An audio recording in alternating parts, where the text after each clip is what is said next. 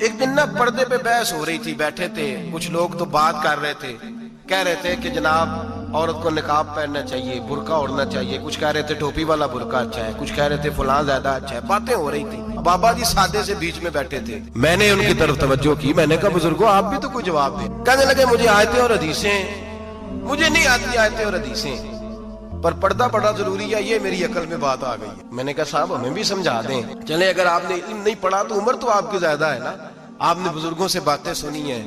تو کہنے لگے میرا چھوٹا سا پوتا ہے، وہ بازار سے ٹافی خرید کے لاتا ہے، اگر ٹافی کے اوپر سے کاغذ اتار دیتا ہے نا تو ٹافی میں مکھیاں بیٹھنی شروع ہو جاتی ہیں، جب تک اس کے اوپر وہ لفافہ رہتا ہے، کاغذ رہتا ہے، اس پہ مکھیاں۔ کہنے لگے جب تک تو اس کے اوپر کاغذ رہا تب تک اس پہ مکھیاں، اور جب اس کے اوپر سے کاغذ اتر گیا تو مکھیاں بیٹھ گئیں۔ کہنے لگے 4 سال کا میرا پوتا، میں نے منت کر دی کہ کھا لو، کہنے لگا میں نہیں کھاتا، اس پہ مکھیاں بیٹھ گئی ہیں، میں نہیں کھاتا، گندی ہو گئی ہے، میں نے یہ ٹافی نہیں کھانی۔ کہنے لگے میں بوڑھا آدمی دوبارہ دکان پہ گیا، جدوجہد کر کے نئی ٹافی لایا، بیٹے کو کہا کھا لو، اب اس نے کھائی۔